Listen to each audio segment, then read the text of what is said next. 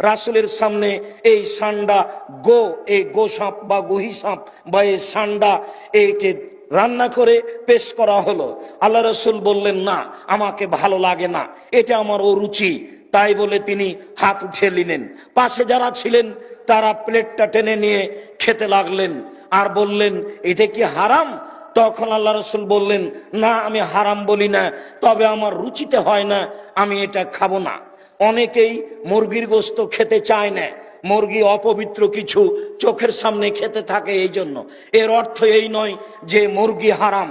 যার রুচি হবে সে খাবে, যার রুচি হবে না খাবে না।